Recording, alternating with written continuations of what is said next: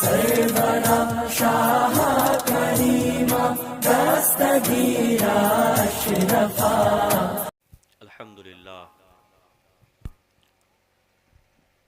अल्हम्दुलिल्लाहि नहमदुहु व नस्तईनुहु व नस्तगफिरुहु व नु'मिनु बिही व नतवक्कलु अलैहि व नऊज़ु बिल्लाहि मिन शुरूरि अनफुसिना व मिन सय्याति अमालिना व मन यहदिहिल्लाहु फला मुदिल्ल लहु व मन युद्लिलहु फला हादिय लहु व नशहदु अल्ला इलाहा इल्लल्लाह व अशहदु अन्ना मुहम्मदन अब्दुहु व रसूलुहु। अम्मा बाद फ़अऊज़ु बिल्लाहि मिनश शैतानिर रजीम। बिस्मिल्लाहिर रहमानिर रहीम। मुहम्मदुर रसूलुल्लाह। सदक़ल्लाहु मौलानल अज़ीम व सदक़ रसूलुन नबिय्यिल करीम व नहनु अला ज़ालिका लमिनश शाहिदीन व शाकिरीन वल्हम्दुलिल्लाहि रब्बिल आलमीन। मुअज़्ज़ज़ सामईन व सामिआत, आज का ये जश्न ईद मिलादुन नबी सल्लल्लाहु तआला अलैहि वसल्लम व कौमी इस्लाही कॉन्फ्रेंस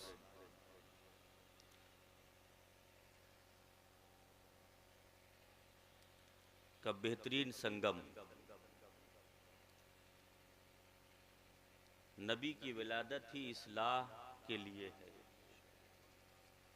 नबी की विलादत इस्लाह ही के लिए है। तो विलादत नबी के जश्न को कौम की इस्लाह के साथ जोड़ देना ये एक बेहतरीन इशारा है और एक अच्छी जानिब कदम उठाना है।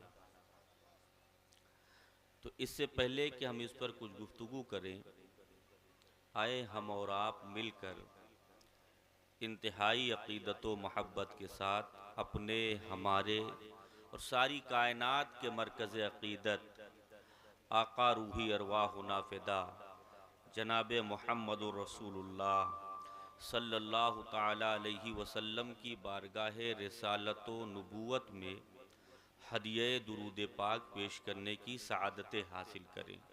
अल्लाहुम्मा सल्लि अला सय्यदना शफ़ीअना हबीबना तबीबना मौलाना मुहम्मदिन बारिक वसल्लिम सल्लु अलैहि सलातुम व सलामन अलैका या रसूलल्लाह सल्लल्लाहु ताला अलैहि वसल्लम। क़ुव्वते इश्क से हर पस्त को बाला कर दे। क़ुव्वते इश्क से हर पस्त को बाला कर दे और दहर में इसमें मोहम्मद से उजाला कर दे। दहर में इसमें मोहम्मद से उजाला कर दे कि मोहम्मद से वफ़ा तूने तो हम तेरे हैं। सुभान अल्लाह। कि मोहम्मद से वफ़ा तूने तो हम तेरे हैं। ये जहां चीज़ है क्या, जहां कहते हैं दुनिया को, कि मोहम्मद से वफ़ा तूने तो हम तेरे हैं। ये जहां चीज़ है क्या, लौहो कलम तेरे हैं, लौहो कलम तेरे हैं। और जाग जा मुसलमान सवेरा हुआ, जाग जा मुसलमान सवेरा हुआ। दूर सारे जग से अंधेरा हुआ, दूर सारे जग से अंधेरा हुआ। अज़ीज़ान मिल्लत इस्लामिया, ये जश्न ईद मिलादुन नबी सल्लल्लाहु तआला अलैहि वसल्लम का प्रोग्राम माह रबीउन नूर, माह रबीउन नूर है। किस महीने में हो रहा है? माह रबीउन नूर के महीने में हो रहा है। रबी के माने होता है बहार के, रबी के माने हैं बहार के, अव्वल के माने हैं पहली। पैगंबर आ रहे हैं सबसे बाद में, पैगंबर आ रहे हैं सबसे बाद में, लेकिन कैसे आ रहे हैं? रबीउल अव्वल, पहली बहार बनकर आ रहे हैं। सुभान अल्लाह। महीने का जुमला ही बता रहा है, आने वाला आ रहा है बाद में, आने वाला आ रहा है बाद में। लेकिन जितनी भी बहारें हैं, जितनी भी खुशियां हैं, जितने भी उजाले हैं, जितनी भी रोशनी है, ये उसी रबीउल अव्वल के सदक़े में है।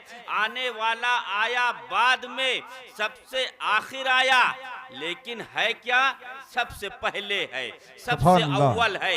इसीलिए तो अल्लाह ने इंतजाम ऐसा किया कि जब कहेंगे आने वाला सबसे आखिर में आया, पूछने वाला पूछेगा कब आया, कहेंगे रबीउल अव्वल में, कहा पहली बहार है। मालूम ये हुआ सिलसिले नुबुव्वत की पहली कड़ी मुस्तफा है और आखिरी कड़ी भी मुस्तफा। सुभान अल्लाह, सुभान अल्लाह, सुभान अल्लाह, सुभान अल्लाह।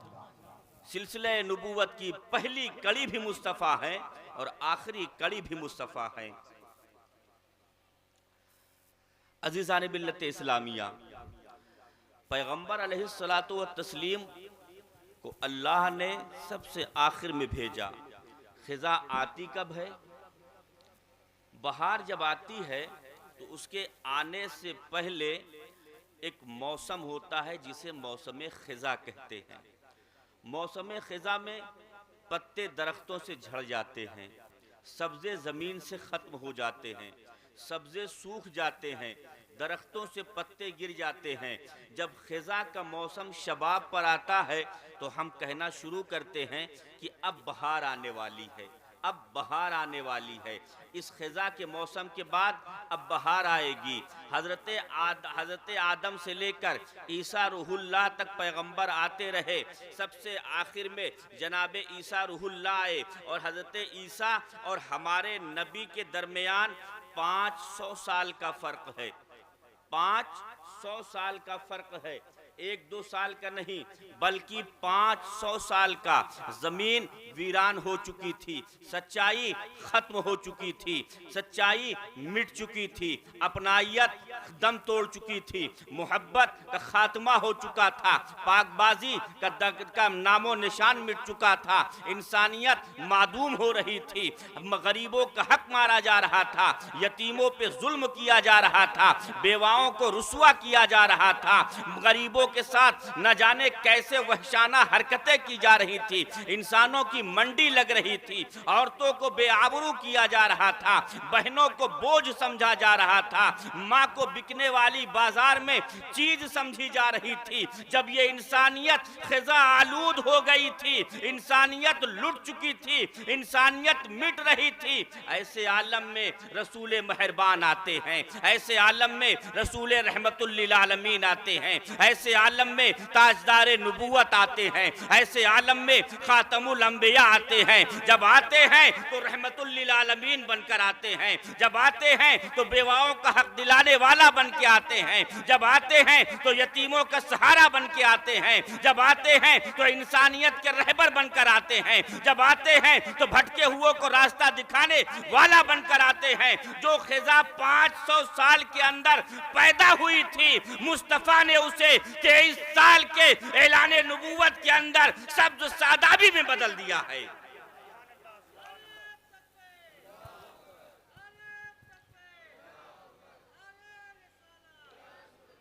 अब जरा आप गौर करें, रब फरमाता है फज़कुरूनी अज़कुरुकुम वशकुरूली वला तकफुरून, मेरा शुक्र अदा करो नाशुक्री न करो। मुस्तफ़ा का जिक्र तो कौन कर सकता है? जिसका जिक्र अल्लाह कर रहा हो, जिसका जिक्र अल्लाह कर रहा हो, जिसका जिक्र फरिश्ते कर रहे हो, जिसके आमद के कसीदे अंबिया और मुरसलीन पढ़ रहे हो, भला हम और आप उसका जिक्र कैसे कर सकते हैं? भला हम और आप उसकी अजमत कैसे बयान कर सकते हैं? और कायदा ये है कि जिस काम को आप ना कर सको फिर उस काम को करने का हक ही आपको नहीं है। जो काम आप नहीं कर सकते हो फिर उसे करने का हक आपको नहीं है। मिदहत मुस्तफ़ा जब तुम नहीं बयान कर सकते हो तो तुम्हें बयान करने का हक नहीं। अज़मत मुस्तफ़ा तुम नहीं बयान कर सकते फिर तुम्हें मिलाद मुस्तफ़ा मनाने का हक नहीं। जब जिक्र मुस्तफ़ा का हक नहीं अदा कर सकते तो मिलाद मुस्तफ़ा मनाने से फायदा क्या। बड़ी प्यारी बात बता रहा हूं, सुनो।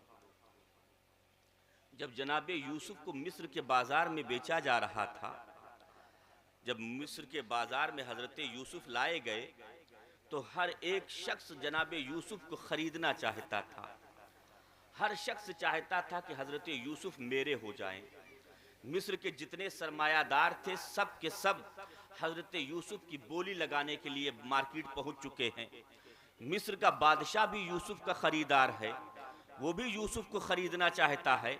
लेकिन जो भी देखता है कहता है मा हाजा इल्ला मलकुन करीम, ये इंसान हो तो इसके बोली लगाए जाए, ये तो फरिश्ता है। यूसुफ की खूबसूरती ऐसी, हुस्न का जलवा ऐसा कि बड़े बड़े सरमायादार अपनी दौलत को लेकर यूसुफ के कदमों में खड़े हैं, लेकिन यूसुफ को कोई खरीद नहीं पा रहा है। यूसुफ के खरीदने वालों में इतने बड़े बड़े जहां लोगों के नाम हैं, वहीं एक बूढ़ी औरत है अपने सर पे एक छोटी सी गठरी रख के, वो भी मिस्र के बाजार की तरफ जा रही है। एक शख्स ने पूछा कहाँ जा रही हो? उसने कहा यूसुफ को खरीदने जा रही हूँ। उसने कहा यूसुफ को खरीदने जा रही हूँ। तो बूढ़ी औरत से पूछने वाला कहता है अरे बूढ़ी माँ, तेरा दिमाग खराब हो गया है। कहाँ वो यूसुफ जहाँ मिस्र का हर सरमायादार यूसुफ को खरीदने के लिए बाजार पहुंचा हुआ है, जहाँ मिस्र का बादशाह यूसुफ को खरीदना चाहता है।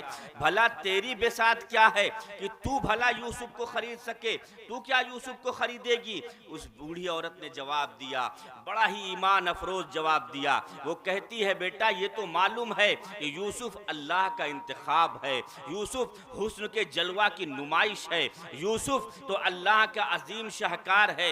यूसुफ को खरीदने के लिए सब पहुंच चुके हैं, लेकिन यूसुफ को मैं भी नहीं खरीद सकती। मुझे मालूम है यूसुफ को मैं नहीं खरीद सकती, लेकिन यूसुफ को खरीदने की तमन्ना मेरे दिल में मौजूद है। इसलिए कि जब कल कयामत के दिन यूसुफ को खरीदने वालों की फेरिस्त अल्लाह के सामने पेश की जाएगी, यूसुफ के खरीदारों की लिस्ट जब अल्लाह के सामने पेश की जाएगी, यूसुफ के चाहने वालों की लिस्ट जब अल्लाह के सामने पेश की जाएगी, तो जहां सबसे ऊपर मिस्र के बादशाह का नाम होगा, वहीं सबसे नीचे मुझ बुढ़िया का नाम भी होगा जो यूसुफ को खरीदना चाहती थी। बस यही मामला है कि मुस्तफा का जिक्र तो अल्लाह कर रहा है, मुस्तफा का जिक्र तो फरिश्ते कर रहे हैं, मुस्तफा का जिक्र तो हसन कर रहे हैं, मुस्तफा का जिक्र अबू बकर कर रहे हैं, अली उस्मान कर रहे हैं। लेकिन कल कयामत के दिन जब रब के सामने पैगंबर के जाकिरीन की लिस्ट पेश की जाएगी, जहां उन अजीम हस्तियों का नाम होगा, वहीं हम गुनहगारों का नाम भी मौजूद होगा कि मौला हमने भी तेरे हबीब के नाम की महफिल सजाई थी, हमने भी तेरे हबीब के नाम का चिरागा किया था, हमने भी तेरे हबीब के नाम के जुलूस निकाले थे, हमने भी तेरे नबी के आमद पर झंडे लगाए थे, हमने भी खुशियां मनाई थी। तो यकीन जानो जहां अल्लाह उन्हें बख्शेगा, जिक्र मुस्तफा के सदक़े में हमें भी बख्शेगा। सुभान अल्लाह, सुभान अल्लाह। बेशक जिक्र मुस्तफा, अजमत मुस्तफा का कोई अंदाजा नहीं कर सकता। एक चीज ध्यान में रखे, बड़ा बवाल मचा रहता है इस मसले पर कि 40 साल के बाद ऐलान नबूवत, 40 साल के बाद नबूवत मिली, 40 साल के बाद नबूवत मिली। आज मैं आपसे बताना चाहता हूं, सुनो, मेरे पैगंबर को नबूवत कब मिली? सहाय सित्ता की हदीस जामे तिरमिजी शरीफ बाबुल मनाकिब के अंदर फजाइल नबुवा के अंदर हदीस पाक मौजूद है। सहाबा सवाल करते हैं या रसूल अल्लाह आपको नबूवत कब मिली? सहाबा सवाल कर रहे हैं या रसूल अल्लाह आपको नबूवत कब मिली? आप मनसबे नबूवत से कब सरफराज हुए? पैगंबर इरशाद फरमाते हैं कुंतो नबियों व आदमा बैनल जसद व रूह, कुंतो नबियों व आदमा बैनल जसद व रूह, मैं उस वक्त नबी था जब आदम जिस्म और रूह के दरमियान थे। बात नहीं समझ में आई, कुछ को समझ में आई, कुछ के सर से गुजर गई। देखो सुनो, मैं आसान करता हूं। मैं खानका अशरफिया से चला, यहाँ के कमेटी के लोगों ने सदर साहब से कहा, सदर साहब मुकर्रिर साहब को आपने दावत दिया, ज़रा मालूम करें हजरत कहाँ पे हैं, ज़रा मालूम करें हजरत कहाँ पे हैं। मेरे पास फ़ोन आया, आप कहाँ हैं? मैंने कहा मैं ऊंचा हार से निकल चुका हूँ, मैं ऊंचा हार और खागा के दरमियान, या ये समझें कि मैं खागा और किशनपुर के दरमियान। मैं कहाँ पे हूँ? खागा और किशनपुर के दरमियान में हूँ। इसका मतलब ये हुआ कि ना मैं खागा में हूँ और ना मैं किशनपुर में हूँ, ना ही मैं खागा में हूँ ना ही मैं किशनपुर में हूँ, कोई तीसरी जगह है जहां मैं हूँ। इन दोनों के दरमियान कोई तीसरी जगह है जहां मैं हूँ।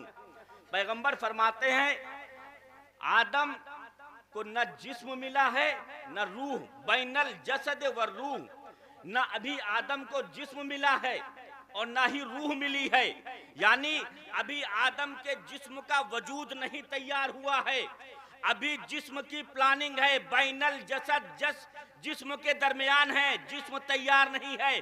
वर रूह, और रूह का ताल्लुक अभी जिस्म से नहीं बना है, जिस्म भी रूह भी कहीं अलग है, जिस्म कहीं अलग है।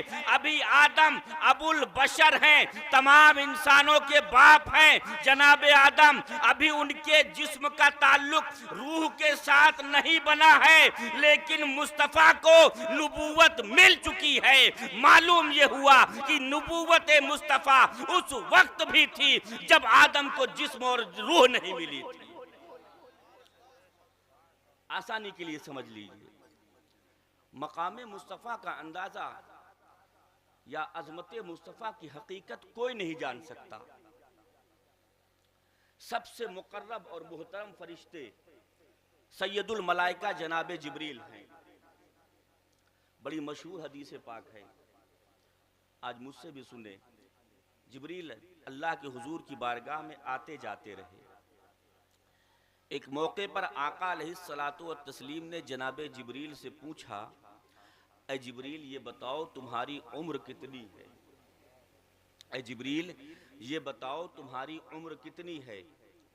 जिब्रील अर्ज करते हैं, या रसूल अल्लाह उम्र तो नहीं मालूम है कितनी है, अलबत्ता ये मालूम है कि अर्श पर जहाँ अर्श की किंदीलें रोशन होती हैं, जहाँ चिरागा होता है, वहाँ मैंने देखा है कि 70,000 साल के बाद एक चिराग रोशन होता है, एक सितारा रोशन होता था, जिसे मैंने 72,000 मर्तबा चमकते हुए देखा है। 70,000 साल के बाद एक सितारा रोशन होता है, जिसे मैंने 72,000 मर्तबा चमकते हुए देखा है। पैगंबर इरशाद फरमाते, व इज़्ज़तु रब्बी, मुझे मेरे रब के इज्जत की कसम है, मुझे मेरे रब के इज्जत की कसम है, मैं ही वो सितारा हूँ जिब्रील जो 72,000 मर्तबा तुम्हारी जिंदगी में तुलू हो चुका है। जिब्रील सैयदुल मलाइका है, एक बार नहीं 72,000 मर्तबा चमकते हुए सितारे को देखा, लेकिन ये अंदाजा न कर सके कि ये जाते मुस्तफ़ा है, ये मुस्तफ़ा का वजूद है जो सैयदुल मलाइका है, वो न पहचान सका हकीकत मुस्तफ़ा को, तो हम और आप क्या पहचानेंगे? हमारी और तुम्हारी क्या बेसात है कि हकीकत मुस्तफ़ा का अंदाजा लगा सके। आगे आए दूसरी हदीस पाक, सैयदुल सहाबा, तमाम सहाबा में सबसे अफजल, नबी के बाद सबसे अफजल जात अगर किसी की है तो वो जनाब अबू बकर की है, जो पैगंबर के साथ हर लम्हा रहे, जिनकी मोहब्बत का अंदाज़ा इस बात से कर सकते हो आप कि जब सहाबा किसी चीज़ को, जब सहाबा किसी मसले पर उलझते, किसी मसले का हल चाहते, तो हज़रत अबू बकर के पास आते कि आप पैगंबर की बारगाह में चले। अबू बकर वो हैं, इनकी अज़मत का आप इस बात से अंदाज़ा लगाओ कि एक मौके पर जनाब जिब्रील से पैगंबर ने पूछा, ऐ जिब्रील ये बताओ तुम्हारे दिल में भी कोई तमन्ना है, कोई ख्वाहिश है, कोई आरजू है? जिब्रील अर्ज करते हैं, या रसूल अल्लाह कोई ख्वाहिश नहीं, कोई तमन्ना नहीं, कोई आरजू नहीं, भला जिब्रील क्या आरजू कर सकते हैं जो खुद सैयदुल मलाइका हो, जो नबियों की बारगाह में जिसका आना जाना हो, जो अल्लाह के नज़दीक तमाम फरिश्तों में सबसे अफजल फरिश्ता है, उसकी क्या आरजू हो सकती है। पैगंबर जब पूछते हैं जिब्रील बताओ कुछ तो तुम्हारे दिल की भी आरजू होगी। जिब्रील अर्ज करते हैं या रसूल अल्लाह, एक आरजू मेरे भी दिल में दबी हुई है, एक आरजू मेरे भी दिल में दबी हुई है। पैगंबर इरशाद फरमाते हैं जिब्रील बताओ कौन सी आरजू है। जिब्रील अर्ज करते हैं या रसूल अल्लाह, काश मैं जिब्रील न होता, काश मैं जिब्रील न होता, मैं आपका सिद्दीक होता, आप मेरे कंधे पे होते, मैं आपको लेके पहाड़ों पे चढ़ रहा होता। ये है जनाब सिद्दीक अकबर का मकाम मर्तबा, ये इतने अजीम है जनाब सैयदना सिद्दीक अकबर, इतना आला मकाम है जनाब सिद्दीक अकबर का। पैगंबर उन्हें मुखातब करते हैं और इरशाद फरमा रहे हैं, ऐ सिद्दीक सुनो, लम यारफनी हकीकतो गैरा रब्बी या अबा बकरिन लम यारफनी हकीकतो गैरा रब्बिन, ऐ अबू बकर मेरी हकीकत को मेरे रब के सिवा किसी ने जाना ही नहीं, मेरी हकीकत को मेरे रब के सिवा किसी ने पहचाना ही नहीं। सिद्दीक अकबर अर्ज करते हैं, सिद्दीक अकबर ने जब ये सुना खामोश हो गए। अब कहने वाला कह सकता था, सोचने वाला सोच सकता था, अगर पैगंबर ने अबू बकर ही को क्यों मुखातब किया, उस्मान से ये बात कह देते, अली से ये बात कह देते, तलहा से ये बात कह देते, जुबैर से ये बात कह देते, किसी से और कह देते, अबू बकर ही से क्यों कहा। तो लोगों सुनो, पैगंबर जानते थे कि सहाबा में अगर सबसे ज्यादा अफजल मकाम किसी को हासिल है तो अबू बकर को हासिल है, अगर मेरे करीब सबसे ज्यादा कोई है तो अबू बकर है। अगर मैं ये बात उमर से कहूंगा, अगर अली से कहूंगा, अगर उस्मान से कहूंगा तो लोग ये गुमान करेंगे अली जाने न जाने, उस्मान जाने न जाने, उमर को मालूम हो या न मालूम हो, लेकिन अबू बकर को जरूर मालूम होगा, इसलिए कि अबू बकर हैं, साहिबे गार भी हैं, आज साहिबे मजार भी हैं। इसलिए लोग गुमान कर सकते थे कि किसी को मालूम हो या न मालूम हो, लेकिन अबू बकर को जरूर मालूम होगा।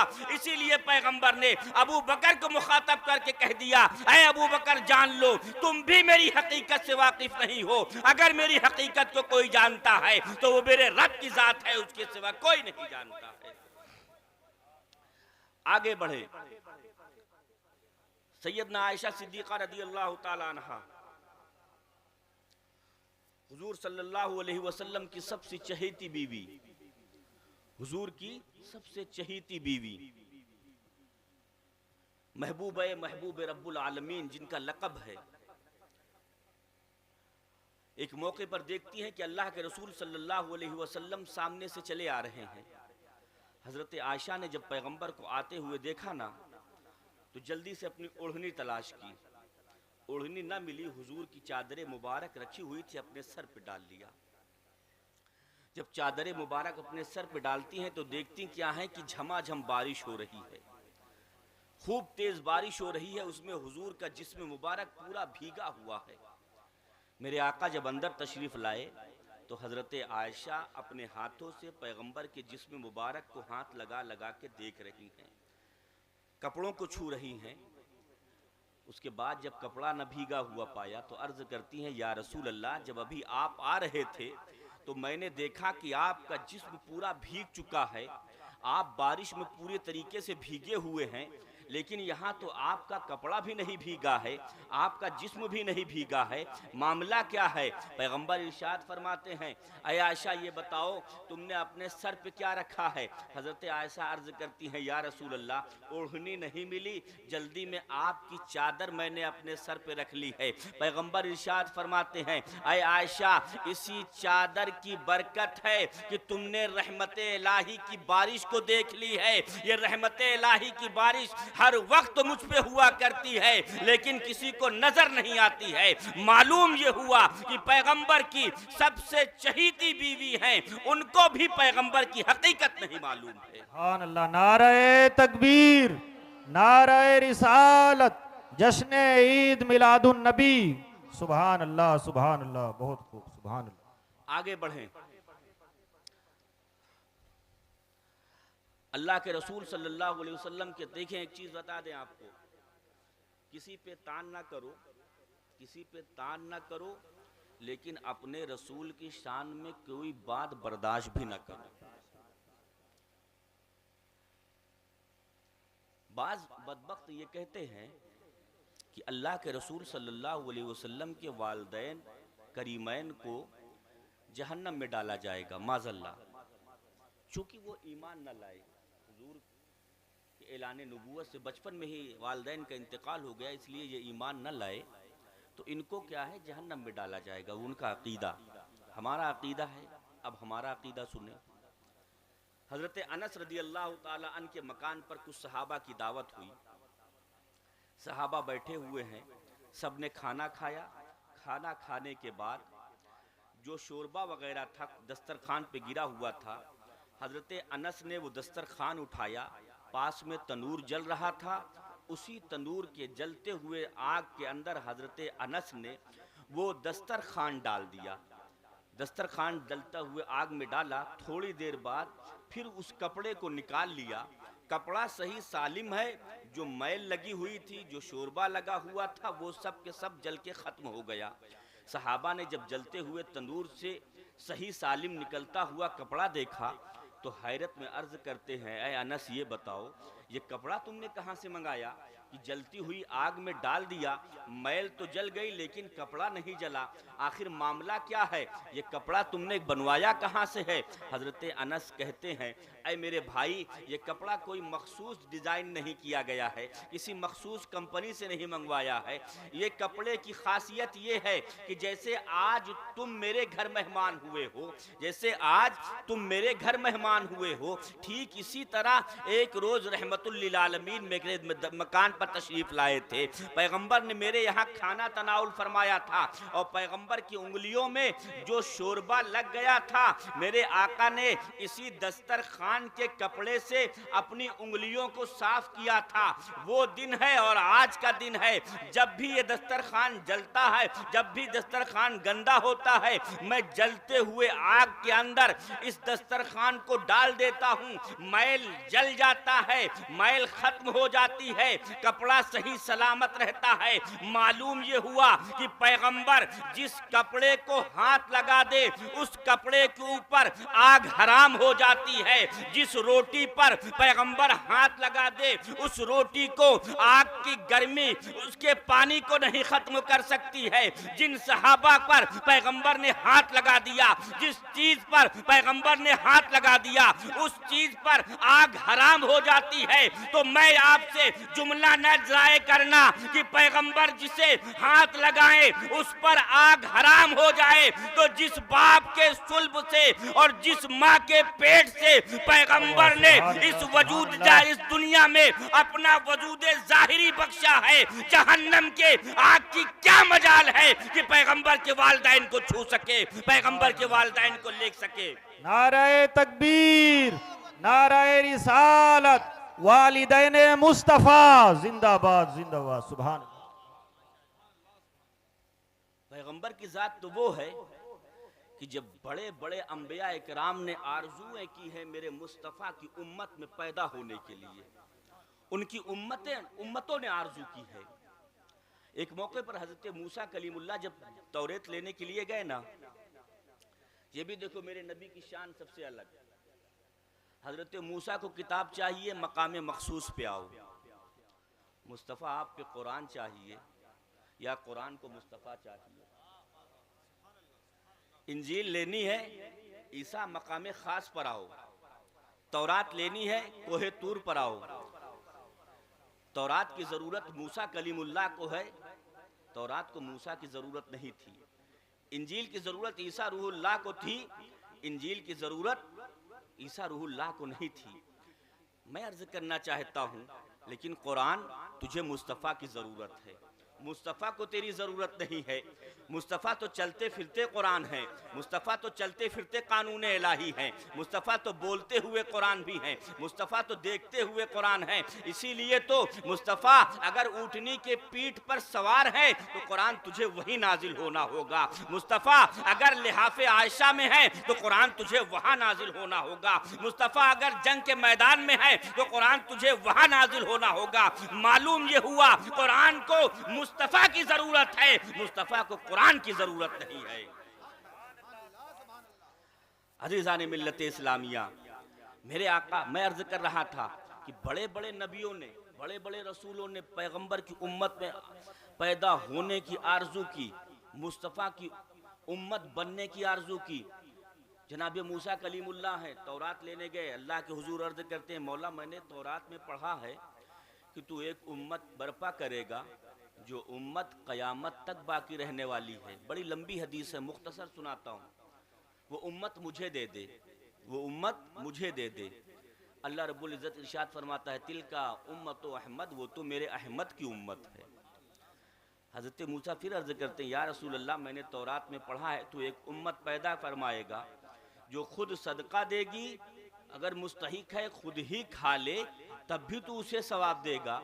मौला वो उम्मत मुझे दे दे। अल्लाह रब्बुल इज़्ज़त इरशाद फरमाएगा, तिलका उम्मतो अहमद, वो तो मेरे अहमद की उम्मत है मूसा। फिर जनाब मूसा अर्ज करेंगे, या रसूल, ऐ परवरदिगार आलम, मैंने किताब में पढ़ा है तू एक उम्मत पैदा फरमाएगा जो दज्जाल का मुकाबला भी करेगी। ऐ मौला वो उम्मत मुझे दे दे। अल्लाह रब्बुल इज़्ज़त इरशाद फरमाएगा, तिलका उम्मतो अहमद, वो तो मेरे अहमद की उम्मत है। जब हर बात में जवाब मिला कि ये उम्मत तो अहमद की उम्मत है, ये भी अहमद की उम्मत, अहमद की उम्मत की ये भी खासियत, ये भी खासियत, ये भी खासियत, हर फजीलत अहमद की उम्मत के लिए, हर फजीलत उम्मत मोहम्मद के लिए, हर मकाम मर्तबा इसी उम्मत के लिए। जब मूसा कलीमुल्लाह ये देखते हैं, अर्ज कर रहे हैं, मौला ठीक है उम्मत नहीं देता न दे, उम्मत नहीं देता न दे, फिर ऐसा कर मुझे ही अहमद का उम्मती बना दे, मुझे उनकी उम्मत में पैदा कर दे। ये मुस्तफ़ा का मकाम है, ये मुस्तफ़ा की अजमत है। ईसा रूहुल्लाह हैं, अपने हवारियों के बीच में बैठे हैं, अपने चाहने वालों के बीच में बैठे हैं, उनसे जिक्र मुस्तफ़ा कर रहे हैं, उनसे जिक्र मुस्तफ़ा कर रहे हैं। ऐ लोगों, मेरे बाद एक आने वाला आएगा, उसका नाम अहमद होगा, आने वाला आखिरी पैगंबर आएगा, उसकी ये निशानियाँ होंगी, उसकी ये फजीलत होंगी, उसके ये मकाम होंगे, उसके ये मर्तबे होंगे। तो कहते हैं ना, हर शागिर्द अपने उस्ताद की बड़ाई चाहता है, हर मुरीद अपने पीर की बड़ाई चाहता है, हर औलाद अपने बाप की बड़ाई चाहता है। हज़रत ईसा रूहुल्लाह का एक चाहने वाला खड़ा हुआ, जब उसने देखा कि ईसा रूहुल्लाह हैं, आने वाले पैगंबर के गुण गा रहे हैं, आने वाले पैगंबर के तराने बतला रहे हैं, तो वो अर्ज करता है, या इब्ने मरियम, ऐ ईसा रूहुल्लाह, क्या वो पैगंबर आपसे ज़्यादा अजीम होगा? क्या वो आने वाला आपसे ज़्यादा आला मकाम होगा? क्या वो आपसे ज़्यादा मर्तबे पर फायज होगा? हज़रत ईसा रूहुल्लाह ने जब उसके जुमले सुने, उम्मत मुहम्मदुर रसूलुल्लाह, शान अज़मत मुस्तफ़ा पे कुर्बान हो जाओ, कितना अजीम पैगंबर तुम्हें मिला है कि हज़रत ईसा रूहुल्लाह कहते हैं, ऐ मेरी उम्मत, ऐ मेरे चाहने वाले, सुनो, वो इतना अजीम पैगंबर होगा, वो इतना अजीम पैगंबर है कि अगर उसके जूते का तश्मा बांधना इब्ने मरियम को नसीब हो जाए तो ये ईसा के मुकद्दर की बात होगी। अल्लाह सुभान अल्लाह, नारे तकबीर, अल्लाहु अकबर, नारे रिसालत, या रसूल अल्लाह, जश्न ईद मिलादुन नबी, जिंदाबाद, उलमा अहले सुन्नत, जिंदाबाद। सुभान अल्लाह सुभान। जिसको भी जहां भी जो भी मिला मुस्तफ़ा के सदक़े में मिला, जिसको जब मिला जितना मिला मुस्तफ़ा के सदक़े में मिला। दुआएं कबूल हुई तो मुस्तफ़ा के सदक़े में, तौबा कबूल हुई तो मुस्तफ़ा के सदक़े में। आदम अलैहिस्सलाम, जिसे कुरान ने लग्जिश का नाम दिया, वो लग्जिश जब हुई ज़मीन पर आए, रोते रहे, तौबा करते रहे, तौबा पे तौबा करते रहे, इस्तग़फ़ार करते रहे, आंखों से इतने आंसू बहे कि आंखों के नीचे निशान आंसुओं के बन गए हैं, लेकिन तौबा कबूल नहीं हो रही है, लेकिन तौबा कबूल नहीं हो रही है। अपने रब के हुजूर दुआएं कर रहे हैं, गिरियोज़ारी कर रहे हैं, मौला मेरी तौबा कबूल कर ले। जब तौबा ना कबूल हुई तो आखिरी वक्त ख्याल आ रहा है कि जब मैंने आंखें खोली थी तो एक नाम देखा था, और एक नाम देखा था, मैंने एक इस्म देखा था जो अल्लाह के नाम के साथ लगा हुआ था, जो अर्श के पायों पे लिखा हुआ था। हज़रत आदम अलैहिस्सलाम दुआ कर रहे हैं, ऐ मौला मेरी दुआ कबूल कर ले, उस नाम के सदक़े में, उस इस्म के सदक़े में जो इसमें मोहम्मद है, जो तेरे नाम के साथ लिखा हुआ है। मौला उस नाम के सदक़े में, मोहम्मद के सदक़े में मेरी तौबा कबूल कर ले। जब या जनाब आदम ने इस तरीके से दुआएं मांगी ना, अल्लाह रब्बुल इज़्ज़त वजद में आ रहा है। मौला खुश हो गया है, कह रहा है ऐ आदम ये तो बताओ तूने मेरे हबीब को पहचाना कैसे? ऐ आदम तूने जाना कैसे? मेरे मोहम्मद को पहचाना कैसे? अभी तो मैंने मोहम्मद को पैदा भी नहीं किया, अभी तो मैंने मोहम्मद का वजूद भी जाहिर नहीं किया, आखिर तूने जान कैसे लिया, तूने पहचान कैसे लिया कि मोहम्मद ही मेरा महबूब है, मोहम्मद ही मेरा हबीब है, ये तूने जाना कैसे? हजरत आदम अर्ज करते हैं ऐ मौला ताला जब तूने मेरे जिस्म के अंदर रूह फूंकी थी, जब मैंने अपनी आंखें खोली थी तो मैंने देखा था अर्श के पायों पर जहां तेरा नाम अल्लाह लिखा है वहीं तेरे नाम के साथ मोहम्मद लिखा हुआ है, जहां जहां तेरा नाम लिखा था वहां वहां तेरे हबीब का नाम लिखा हुआ था। मैं समझ गया कि जिसके नाम के साथ तेरे नाम के साथ जिसका नाम मौजूद है वो तेरा हबीब होगा, वो तेरा महबूब होगा, वही तेरा सबसे ज्यादा प्यारा होगा। बस इसीलिए उसके वसीले से अपने तौबा की बख्शिश की कबूलियत चाहता हूँ। अल्लाह रब्बुल इज्जत इरशाद फरमाता है आदम तूने सही पहचाना, मोहम्मद मेरा महबूब है, मोहम्मद मेरा हबीब है, या मोहम्मद के सदक़े में तेरी तौबा को कबूल करता हूँ। और ऐ आदम ये भी जान लो अगर मोहम्मद को न पैदा करना मकसूद होता तो अपनी रुबूबियत को न जाहिर करता, तुझे वजूद न बख्शता, जन्नत और जहन्नम को वजूद न बख्शता। सुभान अल्लाह सुभान अल्लाह सुभान अल्लाह। मालूम ये हुआ कि जब कोई नहीं था, जब कोई नहीं था तो जाते खुदा के साथ अगर कोई जात थी तो जाते मुस्तफ़ा। बेशक। आगे सुने पैगंबर की अजमत को सुनते जाओ, जिसको जब मिला जितनी मोहब्बत मिली किसके सदक़े में मिली? नबी पाक सल्लल्लाहु अलैहि वसल्लम के सदक़े में मिली। हजरत सैयदना सिद्दीक़ अकबर अभी ऐलान नबूवत से पहले पैगंबर ने अभी ऐलान नबूवत नहीं फरमाया, मुल्क शाम तशरीफ ले जा रहे हैं, मुल्क शाम तशरीफ ले गए। तिजारत की गर्ज से आप शुरू से ही नेक तबीयत थे, शराब से, शराब नोशी से, बदकारियों से, बदकिरदारियों से, असनाम परस्ती से दूर रहते थे। जब मुल्क शाम तिजारत से अपने माल को बेच चुके उसके बाद आपके दिल में ख्याल पैदा हुआ कि यहाँ एक बड़े आलिम रहते हैं, चले चल के उनसे मुलाकात करते हैं। जब उनसे मुलाकात के लिए पहुँचे तो वो आलिम, उनकी उम्र इतनी ज़्यादा हो चुकी थी, पलकें सफ़ेद थी, आँखों की पलकें इतनी नीचे झुकाई थी किसी को देखना होता था तो उसे उठा के देखते थे। सैयदना सिद्दीक़ अकबर को जब एक निगाह देखा, सिद्दीक़ अकबर ने उस ज़माने में जो राय सलाम था वो सलाम किया, और उसके बाद जब उसने एक निगाह देखा तो पूछता है ये बता तेरा नाम क्या है? जिसको जब भी इज्जत मिली, जितनी मिली मेरे मुस्तफ़ा के सदक़े मिली। सवाल कर रहे हैं बता तेरा नाम क्या है? आपने फरमाया मेरा नाम अतीक है। कहा तुझे अबू बकर तो नहीं कहते? कहा तुझे अबू बकर तो नहीं कहते? कहा हाँ मुझे अबू बकर भी कहते हैं। कहा तेरे बाप का नाम कुहाफा तो नहीं? कहा हाँ मेरे वालिद का नाम कुहाफा है। कहा तेरा वतन मक्का है? कहा हाँ मेरा वतन मक्का है। कहा कबीला बनु तमीम है? कहा हाँ कबीला बनु तमीम है।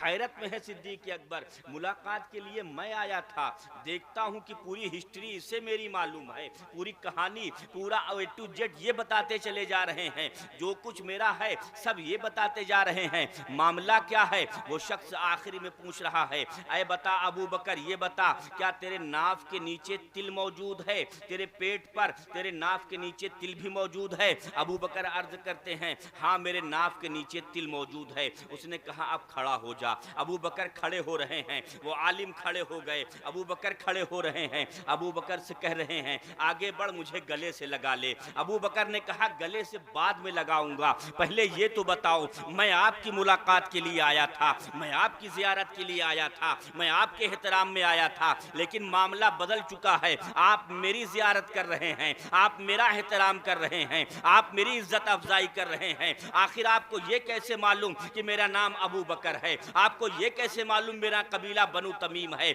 आपको ये कैसे मालूम कि मैं कुहाफा का बेटा हूँ? मेरे लिए आप इतना सब कुछ क्यों कर रहे हैं? वो आलिम जवाब दे रहे हैं सुन, जो कुछ कर रहा हूँ तेरे लिए नहीं कर रहा हूँ, जो कुछ कर रहा हूँ तेरे लिए नहीं कर रहा हूँ, तेरा तेरा नाम इसलिए पढ़ा क्योंकि मेरी किताब में तेरा नाम मौजूद है, तेरे कबीले का नाम मौजूद है, तेरे घर वालों का नाम मौजूद है, तेरी निशानियां मौजूद है, और तेरी इज्जत इसलिए कर रहा हूं कि जब आखिरी नबी मबूस होगा, ऐलाने नबूवत फरमाएगा, तो उसका सबसे पहला सहाबी बनने का शर्फ तुझे हासिल होगा। नारे तकबीर, अल्लाहु अकबर, नारे रिसालत, या रसूल अल्लाह, जश्न ईद मिलादुन नबी जिंदाबाद, अज़मते सहाबा जिंदाबाद, उलमाए अहले सुन्नत जिंदाबाद। सुभान अल्लाह, सुभान। जिसको जब भी जहां भी जितनी भी इज्जत मिली मुस्तफा के सदके मिली, पैगंबर से हट के कुछ न मिला। जो हटा वो गुमराह हो गया, जो हटा वो भटक गया। ऐ उम्मते मुहम्मदुर रसूलुल्लाह, पैगंबर तुमसे इतनी मोहब्बत करते हैं, पैगंबर तुमसे इतनी मोहब्बत करते हैं कि जब कायनात में आए तो पहला सजदा किया तो कहा रब्बे हबली उम्मती, मौला मेरी उम्मत को बख्श दे। जब पैगंबर इस वजूदे खाकी पर तशरीफ़ लाए तो कहा मेरी उम्मत को बख्श दे। जब जा रहे हैं जिब्रील, जब जा रहे हैं मौत के फरिश्ते ने अंगूठे से अंगूठा लगाया, मौत की शिद्दत ने जब अपनी जोर पकड़ी, पैगंबर ने कहा ये बताओ इतनी तकलीफ जितनी मुझे हो रही है मेरी तमाम उम्मत को होगी? तो फरिश्ते ने अर्ज किया मौला आपकी तकलीफ को 70,000 गुना कम किया गया है, तब आपको इतनी तकलीफ हो रही है। अजीज़ान मिल्लत इस्लामिया, रसूल से तुम भी मोहब्बत करो, रसूल ने तुमसे मोहब्बत किया है। जब पैगंबर ने इतना सुना तो गुनहगार उम्मत का ख्याल आ गया, इस कमज़ोर उम्मत का ख्याल आया। पैगंबर फरमाते हैं जितनी तकलीफ क़यामत तक मेरी उम्मत को होनी है आज ही मेरे सीने पे निकाल दे, जितनी तकलीफ होने वाली है आज सीने मुहम्मदी पे निकाल दे, क़यामत तक के लिए न छोड़। मेरी उम्मत में जितने लोग पैदा होने वाले हैं सबकी तकलीफों को मेरे सीने पे निकाल दे। फरिश्ते भी हैरत में हैं, इतना अजीम पैगंबर, सारे लोगों की तकलीफ इन्हीं के सीने पे निकाली जाए। उसके बाद जब कब्र में लिटाए जा रहे हैं, हजरत अबू फजल बिन अब्बास कहते हैं कि मैंने जब अपने कान को पैगंबर के लबे मुबारक के पास लगाया तो आवाज आ रही है रब्बे हबली उम्मती, पैदा हुए तब भी रब्बे हबली उम्मती, दुनिया से जा रहे हैं तब भी रब्बे हबली उम्मती। ऐ लोगों, इतना चाहने वाला महबूब कहाँ से मिलेगा तुम्हें? इतनी मोहब्बत करने वाला हबीब तुम्हें कहाँ मिलेगा? जो रात भर रोता है तुम्हारे लिए, जो रात भर खड़ा रहता है तुम्हारे लिए, जो रात भर रब के हुजूर तौबा करता है तुम्हारे लिए, तुम्हारी बख्शिश की दुआएं मांगता है। तो क्या तुम कल क़यामत के दिन अपने पैगंबर से इस हाल में मिलना चाहोगे कि तुम्हारा नामा आमाल जब खोला जाए तो तुम्हारे नामा आमाल में सजदा नाम की कोई चीज ना हो, नमाज नाम की कोई चीज ना हो, मुरव्वत नाम की कोई चीज ना हो, इखलाक नाम की कोई चीज ना हो, किरदार नाम की कोई चीज ना हो? क्या तुम ये बर्दाश्त करोगे कल क़यामत के दिन तुम्हारा पैगंबर इस वजह से तमाम नबियों के सामने शर्मिंदा हो जाए, उसका सर झुक जाए कि उसके उम्मती शराब पी रहे थे? क्या तुम ये बर्दाश्त करोगे तुम्हारा पैगंबर इस वजह से सफ़े महशर में अपने सर को झुका ले कि उसकी उम्मत के लोग नमाज नहीं पढ़ रहे थे? क्या तुम ये बर्दाश्त करोगे कि तुम्हारा पैगंबर अपने सर को इसलिए झुका ले कि तुमने सूदखोरी की है, तुमने बेईमानी की है, तुमने अपने पड़ोसी का हक मारा है, तुमने बदकिरदारी की है, तुमने अपने बहन की इज्जत तार तार की है? जिस पैगंबर ने जमाने को इज्जत का निजाम दिया है, जिस पैगंबर ने हिल्लत और हुर्मत का कानून दिया है, जिस पैगंबर ने सच और गलत का फर्क बताया है, हराम और हलाल का फर्क बताया है, सही और गलत का रास्ता बताया है, क्या उस पैगंबर को तुम सफ़े महशर में इस वजह से अपनी नफ्सानी ख्वाहिशों के लिए, अपनी दिलजोई के लिए, शैतान के बताए हुए रास्तों पे चलने के लिए अपने पैगंबर को शर्मिंदा कर दोगे? खुदा की कसम अगर ईमान है तो तुम कभी ऐसा नहीं कर सकते हो। तुम नमाज पढ़ोगे अपने पैगंबर की खुशी के लिए, तुम ज़कात दोगे अपने पैगंबर की सरबलंदी के लिए, तुम अदा करोगे अपने पैगंबर के फरमान के लिए, तुम अपनी बहनों की इज्जत की हिफाजत करोगे रसूल के कानून के लिए, तुम सब कुछ बर्दाश्त करोगे, लेकिन मुस्तफा को कभी शर्मिंदा नहीं कर सकते हो। तुम्हें अहद करना होगा, हम जान दे सकते हैं लेकिन मुस्तफा की शान पे फर्क नहीं आने दे सकते। नारे तकबीर, अल्लाहु अकबर, नारे रिसालत, रसूलुल्लाह, सरकार की आमद, मरहबा, दिलदार की आमद, मरहबा, मक्की की आमद, मरहबा, मदनी की आमद, मरहबा, उलमाए अहले सुन्नत, जिंदाबाद, नारे तकबीर, अल्लाहु अकबर, नारे रिसालत। या रसूलल्लाह। मुसलमानों, अगर गैरत जिंदा है, अगर गैरत जिंदा है, रसूल से मोहब्बत का दावा सच्चा है, जश्न ईद मिलादुन नबी सल्लल्लाहु अलैहि वसल्लम मनाने का मकसद जिंदा है, तो तुम्हें अहद करना होगा कि तुम बद इखलाकी से मुंह मोड़ोगे। तुम्हारा बड़ा गुजर जाए, तुम सलाम ना करो, कैसे मुसलमान हो? सलाम तुम पर वाजिब है। तुम्हारा छोटा चला जाए, तुम बड़े हो, उस पर शफकत से हाथ ना फेरो, ये तुम्हारी बड़ाई कैसी? पैगंबर इरशाद फरमाते हैं, वो हम में से नहीं जो अपने छोटे पर रहम न करे, वो हम में से नहीं जो अपने बड़ी की इज्जत न करे। ये इस्लाम इखलाक दे रहा है, ये इस्लाम निजाम दे रहा है कि जब कोई छोटा आए ना, तो तुम्हारी फर्जियत है कि तुम उस पर शफकत करो, तुम उसे सीने से लगाओ। मेरे रसूल का वाकया नहीं पड़ा? एक यतीम बच्चा था, रास्ते में बैठा रो रहा था, ईद का दिन था, पैगंबर तशरीफ ले जा रहे थे। मेरे आका अलैहिस्सलातु व तस्लीम ने उस रोते हुए बच्चे को देखा, पूछा क्या बात है, आज ईद का दिन है, सब खुशियां मना रहे हैं, सब अच्छा लिबास पहने हुए हैं, तुमने अच्छा लिबास क्यों नहीं पहना, तुम क्यों रो रहे हो? वो बच्चा कहता है, या रसूल अल्लाह, खुशी वो मनाए जिनके वालिदैन जिंदा हैं, अच्छे लिबास वो पहने जिनके घर में कुशादगी है। मैं तो यतीम हूँ, मैं एक शहीद का बेटा हूँ, न मेरे पास पहनने को लिबास है, न मेरे पास खुशियाँ मनाने का सबब है। पैगंबर उसे गले से लगाते हैं। उस यतीम को पैगंबर ने अपने सीने से लगाया और सीने से लगाने के बाद अपने घर लेकर आते हैं और इरशाद फरमाते हैं, बेटा क्या तू इस बात से खुश नहीं हो जाता कि तेरा बाप मोहम्मद अरबी हो? क्या तू इस बात से खुश नहीं होता कि तेरा बाप मोहम्मद अरबी हो, तेरी माँ आयशा हो, तेरे भाई हसनैन करीमैन हो, तेरी बहन फातिमा हो? कुर्बान जाओ उस यतीम के मुकद्दर पर, कितना सहारा दिया है मेरे पैगंबर ने। उसने जो जुमले कहे थे, दागे रिफाकत अगर किसी चीज का था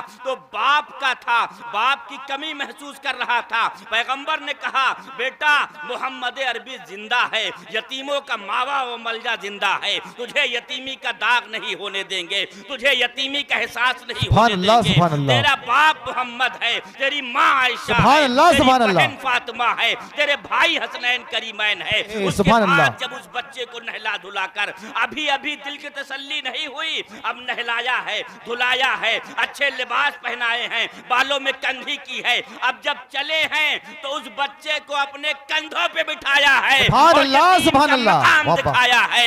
ऐ लोगों, जो यतीम है उसे कीड़ा ना समझो, जो यतीम है उसे कुचला हुआ ना समझो, वो मोहम्मद अरबी के कंधों पे सवार होता है और मोहम्मद का तलवा ये है जो अर्श आजम से ऊपर जाता है, भला उसके कंधे का कोई क्या जानेगा। मक्के के हर बच्चे ने, मदीने के हर बच्चे ने यही आरज़ू की होगी, काश मेरा बाप भी न होता तो आज मैं मोहम्मद अरबी के कंधे। सुभान अल्लाह, सुभान अल्लाह, सुभान अल्लाह, सुभान अल्लाह, सुभान अल्लाह, जिंदाबाद जिंदाबाद। सुभान। तुम्हारा कैसे अखलाक है कि तुम्हारे पड़ोस का यतीम बच्चा स्कूल ना जाए, तुम्हारा बच्चा महंगे स्कूल में जाए, जबकि तुम्हारे रसूल ने कह दिया इल्म हासिल करना फर्ज है।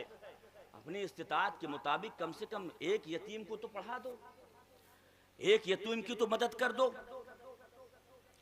मुसलमानों, अगर पैगंबर से मोहब्बत है तो यकीन जानो सिर्फ ज़बानी नहीं, अमली काम करना होगा, अमल करके दिखाना होगा। जैसे आज तुमने मीलाद की महफिल सजाई है, उसी तरीके से तुमको हर घर के लिए सहारा बनना होगा। तुमको अल्लाह ने जितनी इस्तिताअत दी है तुम उतना करो। जरूरी नहीं है कि पूरे गांव का जिम्मा तुम्हारे, पूरा कस्बा का जिम्मा तुम्हारे, नहीं, अपने पड़ोसी का ख्याल करो। फिर जो तुम्हारा पड़ोसी है उसके साथ जब तुम्हारा हुस्न अखलाक होगा ना, तब तुम्हारी दावत का असर होगा, तुम्हारे जुमलों का असर होगा, तुम्हारी बातों का असर होगा। मैं आपसे कर्ज कर रहा था कि देखो, जो कुछ है मुसलमान के लिए अगर कुछ है तो अजमत मुस्तफ़ा है, उसके सिवा कुछ नहीं। जब ये मुल्क आज़ाद हुआ ना, गुलामी की जंजीर में जकड़ा गया, जब अंग्रेज़ों की हुकूमत आई, तो सबसे ज़्यादा अगर किसी कौम को जलील किया गया है तो वो कौम मुस्लिम है, क्योंकि अंग्रेज़ को मालूम था कि हाकिम यही हैं, हुकूमत इनकी थी तो हुकूमत की तड़प भी ज़्यादा इन्हें है। ये बिल्कुल सही बात है कि ये घर अल्लाह का है। अगर ये घर मेरा हो, एक मिसाल दे रहा हूँ, और इस मेरे घर से आप निकाल के कब्ज़ा कर लो, तो इस घर को हासिल करने की ज़्यादा तड़प मेरे अंदर होगी, इन लोगों के अंदर नहीं। इसी तरीके से हिंदुस्तान पे 600 साल से मुसलमान हुकूमत कर रहे थे, तो अंग्रेज़ों की हुकूमत ये मुसलमानों को ज़्यादा नागवार थी। तमाम बिरादराने वतन कोशिश कर रहे थे, लेकिन मुसलमानों को अंग्रेज़ों ने खुसूसियत से दबाया था।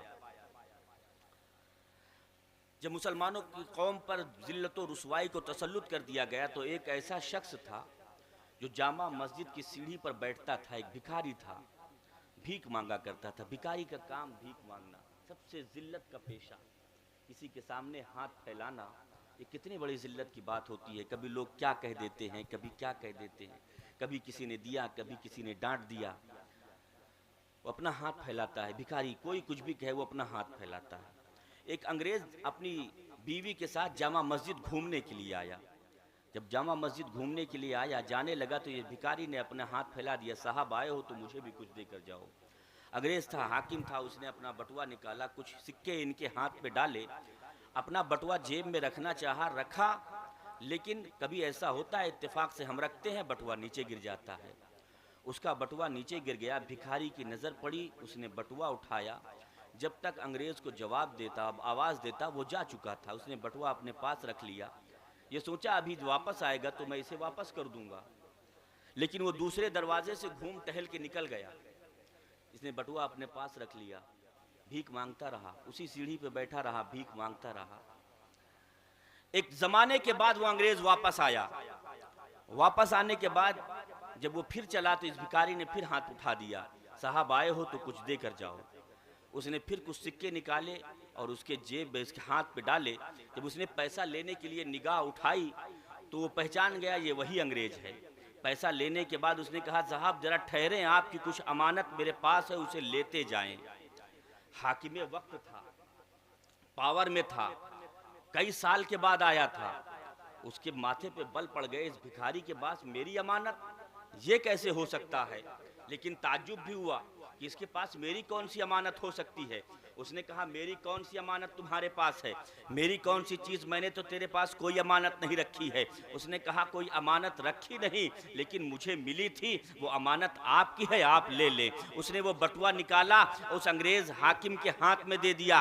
उस अंग्रेज़ अफसर से कहा, साहब अपनी एक एक चीज़ चेक कर लें, मौजूद है कि नहीं। उसने बटुआ खोला, जो रकम जैसे रखी थी वैसे ही रखे मौजूद मिली, जो सामान था वैसे ही रखा हुआ था। वो अंग्रेज़ पैसा पाने के बाद, वो अपनी अमानत पाने के बाद, वो उस हाकिम, उस फकीर की जानिब मुतवज्जे होता है और कह रहा, इसमें इतनी रकम मौजूद थी, अगर तू चाहता तो एक अच्छा पेशा कर सकता था, अगर चाहता तो अपना घर बना लेता, अगर चाहता तो तिजारत शुरू कर देता। मैं तो इसे तलाश करने के लिए भी नहीं आया था, मैं तो तुझसे पूछा भी नहीं था कि मेरा बटुआ तुझे मिला है या नहीं, मैंने तो कोई हालात का जायजा भी नहीं लिया था। आखिर तूने इतने दिनों तक इस सामान को महफूज क्यों रखा।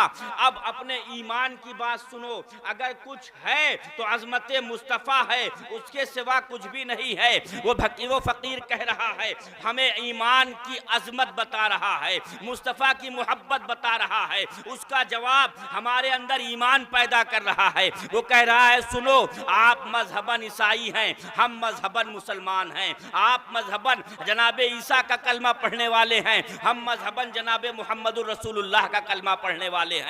जब कल क़यामत का दिन होगा, ताजे शफाअत मेरे नबी के सर पर होगा, लवाउल हम्द का झंडा मेरे नबी के हाथ में होगा। कमो बेश 1,24,000 नबी और रसूल मेरे नबी की अजमत को देख रहे होंगे। हर नबी की उम्मत मेरे नबी के उम्मत का जलवा देख रही होगी, मेरे नबी के मर्तबा देख रहे होंगे, मकाम देख रहे होंगे। उस भरी महफिल में कहीं ऐसा न हो जाए कि तुम्हारे पैगंबर तुम्हारा हाथ पकड़ के मेरे पैगंबर के पास आए और कहें, ऐ मुस्तफ़ा ये देखो, ये मेरा उम्मती है, मेरे उम्मती के पैसे को तुम्हारे उम्मती ने गसब कर लिया था।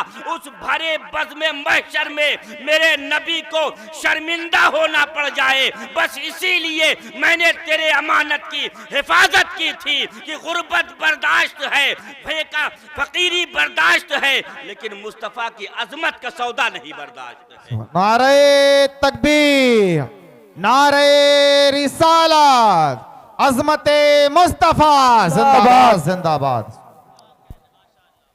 सब कुछ बर्दाश्त कर सकता है मुसलमान, अपने नबी की अजमत के साथ समझौता नहीं कर सकता। देखें, सीधी सी बात है, जो नबी का दुश्मन वो आपका दुश्मन। कोई आपके वालिद को अगर गाली दे दे, कोई आपके वालिद के मर्तबे में थोड़े से चंद जुमले अगर शान के खिलाफ कह दे, तो आप नस्लों तक लड़ते रहते हैं, आप जान देने और जान लेने के लिए तैयार हो जाएंगे। फिर ये कैसे मुमकिन है कि कोई आपके सामने आपके नबी की शान को कमतर कह दे, आपके नबी की शान के खिलाफ जुमले कह दे और आप बर्दाश्त कर लो, आप ये कहो जाने दो, आपस में इख्तिलाफ ना हो।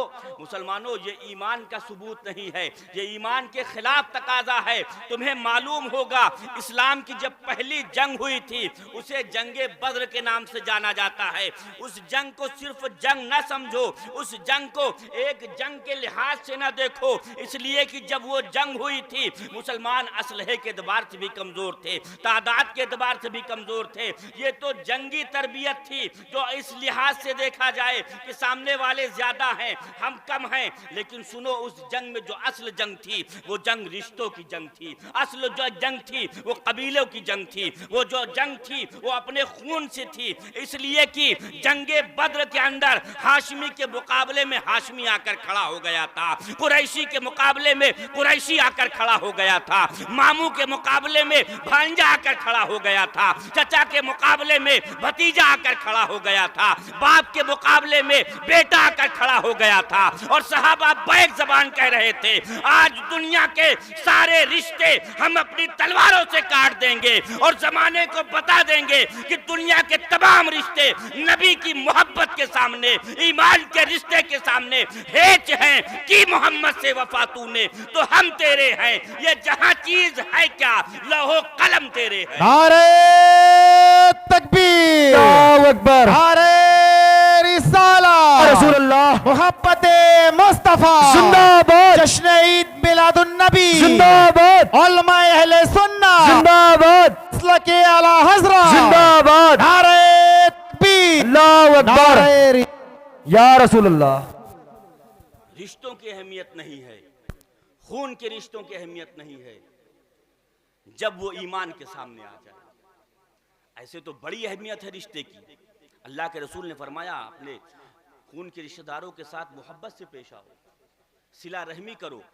लेकिन जब यही रिश्ता अजमत मुस्तफ़ा के सामने आ जाए, ईमान के सामने आ जाए, अकीदे के सामने आ जाए, इखलाक के सामने आ जाए, मुरव्वत के सामने आ जाए, फिर आपकी जिम्मेदारी बनती है कि आप इस्लाम के साथ खड़े हो जाएं, आप इखलाक के साथ खड़े हो जाएं, आप अकीदे के साथ खड़े हो जाएं, आप ईमान के साथ खड़े हो जाएं। दुनिया के जो रिश्ते हैं ये यही खत्म हो जाएंगे, ईमान का रिश्ता वहां बाकी रहेगा, ईमान का रिश्ता वहां काम आने वाला है, ईमान का रिश्ता कयामत के दिन बख्शिश दिलाने वाला है। दुनिया के रिश्तों के पीछे जाओगे तो यहीं तक चलोगे, ईमान के रिश्ते के साथ जाओगे तो यहां भी कामयाब हो जाओगे, वहां भी कामयाब हो जाओगे। मैं अर्ज कर रहा था, पैगंबर की अजमत को कोई नहीं जान सकता, कोई नहीं समझ सकता पैगंबर की अजमत क्या है। पैगंबर की अजमत न कोई समझा है और न कोई समझ सकता है सिवाय रब के। एक मौके पे अल्लाह के रसूल अलैहिस्सलातु व तस्लीम ने हजरत जिब्रील से कहा, ऐ जिब्रील ये बताओ तुम्हारी हकीकत क्या है। जिब्रील अर्ज करते हैं, या रसूल अल्लाह, अगर मैंने अपनी हकीकत दिखाई तो ये दुनिया कम पड़ जाएगी, ये दुनिया कम पड़ जाएगी। मैंने अपने अगर पर खोल दिए, असली सूरत में आ गया तो ये दुनिया कम पड़ जाएगी। इसलिए अगर मेरी हकीकत देखनी है तो आप सिदरा पे चले, मेरी हकीकत देखनी है तो सिदरतुल मुंतहा चले। बात खत्म हो गई। फिर वो रात भी आई जिस रात में महबूब महबूब के करीब हुआ। दना फता दल्ला औ अदना मा जागल बसर वमा तगा। यही तो हम कहते हैं रुबूबियत के जलवे देखने वाले और हैं, रब को देखने वाला हमारा महबूब है। रब के जलवे देखे हर नबी ने, रुबूबियत के जलवे देखे, लेकिन अगर रब को देखा है तो मेरे मुस्तफ़ा ने देखा है। वो सिर्फ तन्हा ज़ाते मुहम्मदी है जिसने अपने माथे की आंखों से रब को देखा है। शबे मेराज आई, सफर शुरू हुआ। अब मकाम सिदरा पे पहुँचे, पैगंबर फिर इरशाद फरमाते हैं जिब्रील मकाम सिदरा है, अब तो अपनी हकीकत दिखा दो। जिब्रील अर्ज करते हैं या रसूल अल्लाह मेरी हकीकत देखनी है, एक लम्हे के लिए आंखें बंद करें, खोलें। पैगंबर ने पलक झपकाई, जिब्रील अपनी असल सूरत में खोल दिया अपने परों को, पूरे सिदरा में जिब्रील ही जिब्रील हैं। पैगंबर ने देखा, मुस्कुराते रहे। पैगंबर ने कहा जिब्रील तुम्हारी हकीकत देख ली।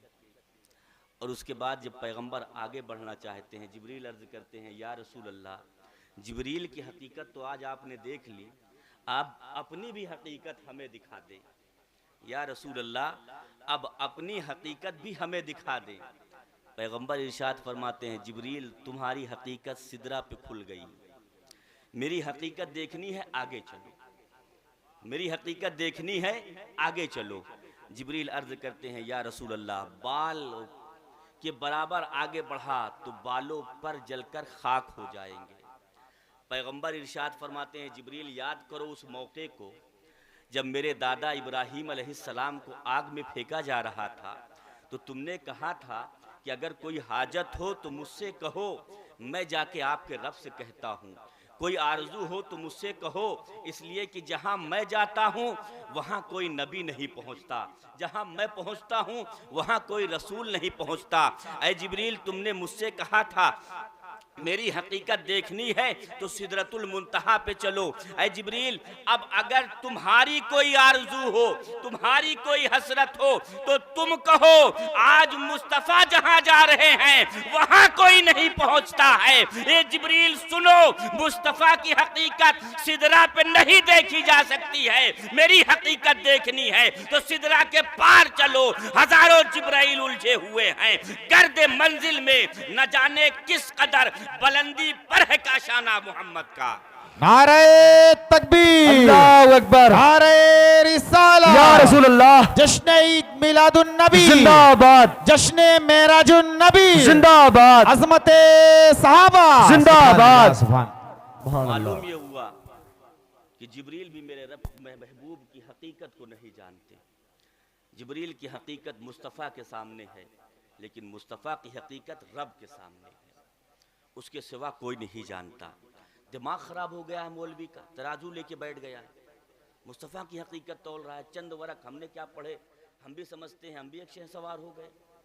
वो जिनकी जिंदगी वरक गर्दानी में गुजर गई, जिन्हें अल्लाह ने न जाने क्या क्या मकाम मनसब अता फरमाया है, वो भी मुस्तफ़ा के नाम पे कांप जाते हैं, अदब से नाम लेते हैं। तुम हो होटल पे बैठे हो, चाय की दुकान पे बैठे हो, कहीं भी बैठे हो, फतवा दे रहे हो, वो तो नबी है खाक में मिल गए माज़ल्ला। तुम होटल पे बैठ के मुस्तफ़ा की अजमत को तोल रहे हो, सिदरा पे पहुंच के जिब्रील मुस्तफ़ा की हकीकत न देख सके, तुम चाय की होटल पे मुस्तफ़ा की हकीकत बयान कर रहे हो। क्या हो गया है मुसलमानों तुम्हारी जिल्लतो रुसवाई में? अब इससे भी ज्यादा जाओगे? तुम्हारी पहचान थी कुंतुम खैरा उम्मतिन उखरिजत लिन्नास तामुरूना बिल मारूफ व तनहौना अनिल मुनकर।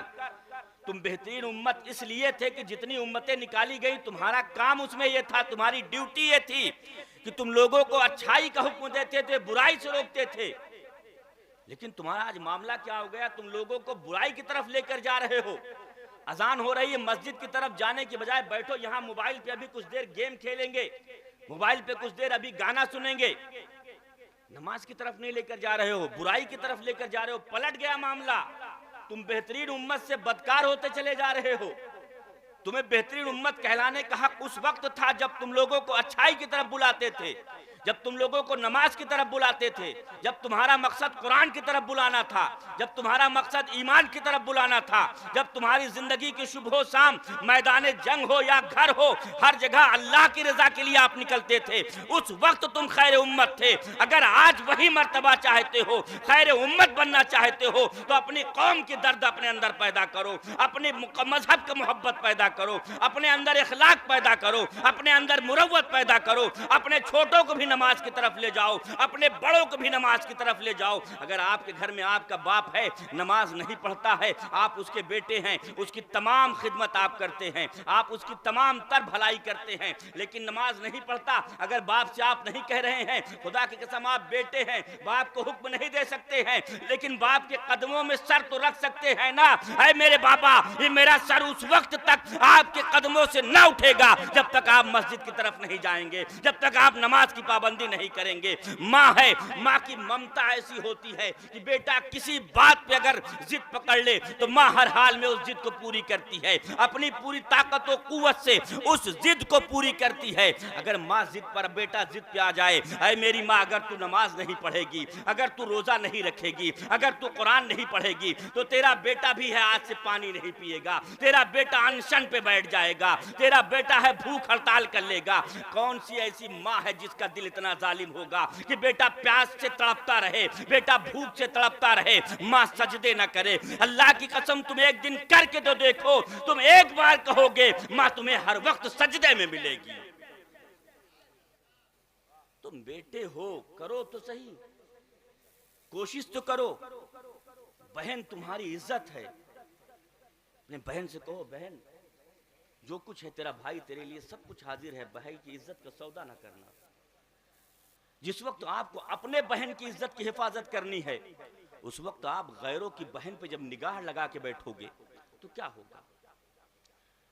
अपने बहन की पहले इज्जत के आबरू की हिफाजत करो। यकीन जानो जब आप अपने बहन की इज्जत की हिफाजत करोगे, और कौमे मुस्लिम तुम जान लो, मुसलमानों तुम वो हो कि हातिम ताई की बेटी जब आई थी और सहाबा इकराम इसके बाद पैगंबर ने जब उसे भेजा, उसके सर पे चादर थी, रसूलुल्लाह ने चादर डाली, जब वो जा रही थी कहीं उसके सर से जब हवा चलती और चादर खिसक जाती तो सहाबा सर को झुका लेते। पूरा रास्ता तय हो गया, जब अपने कबीले में पहुंची तो लोगों ने पूछा मुसलमानों के बारे में तो हमने सुना है बड़े वहशी हैं, बड़े जंगली हैं, तेरे साथ क्या सलूक किया।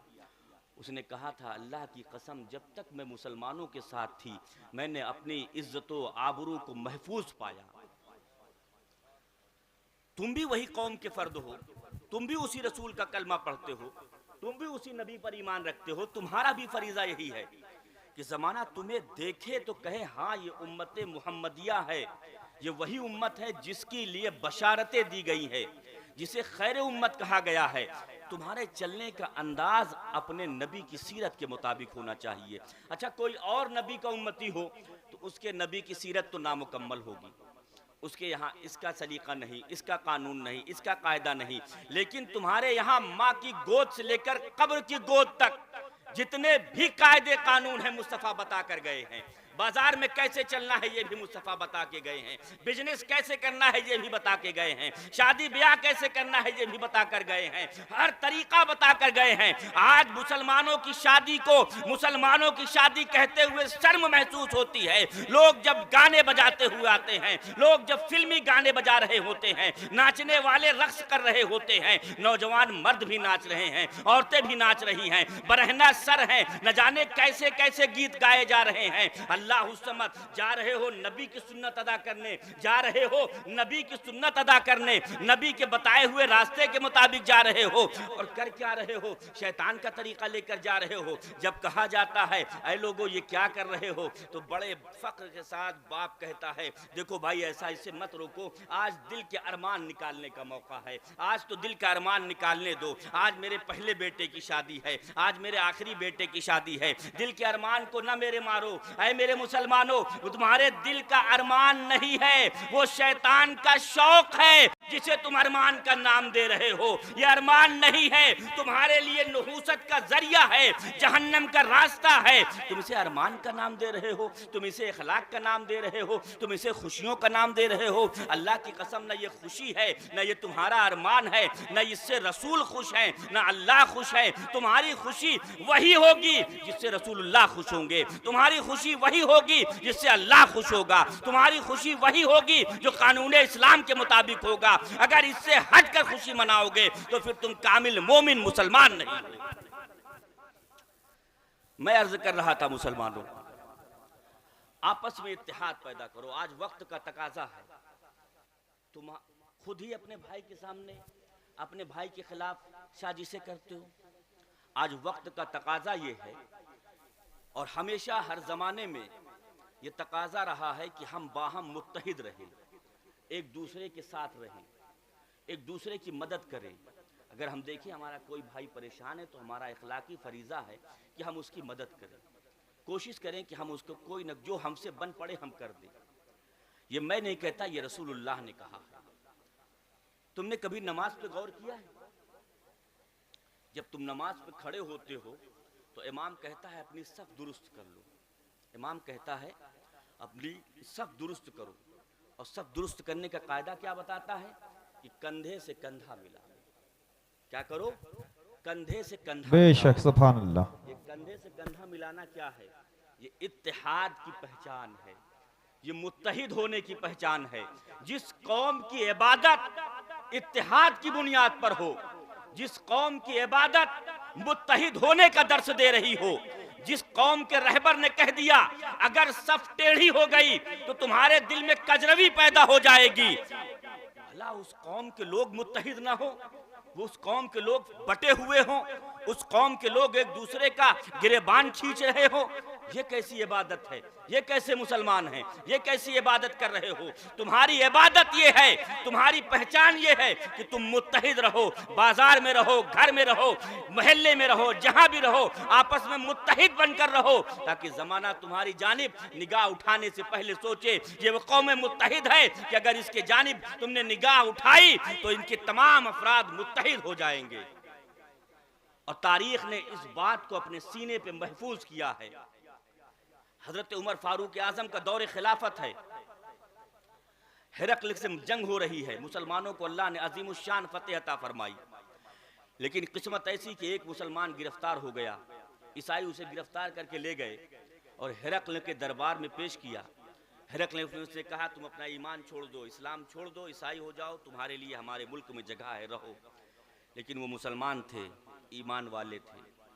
उन्होंने कहा नहीं नहीं, तेरा काम है तू मेरी गर्दन काटेगा ना, तुझे काम है तू गर्दन काट दे, मैं ईमान नहीं छोड़ सकता। तू मुझे जान से मारेगा, सूली पे चढ़ाना चाहता है चढ़ा दे, लेकिन मैं ईमान नहीं छोड़ूंगा। हिरकल ने अपने वजीर आजम से कहा ले जाओ, इसी ले जाके गर्दन काट दो। वजीर आजम उसे ले जाता है, ले जाने के बाद अपने मकान में रखे हुआ है, अच्छा खाना खिला रहा है, अच्छे लिबास पहना रहा है, नमाज के लिए भी जगह दे दी है, नमाज भी पढ़ो। तो हर शख्स के मुखालिफ होते हैं, वजीर आजम के भी मुखालिफ थे।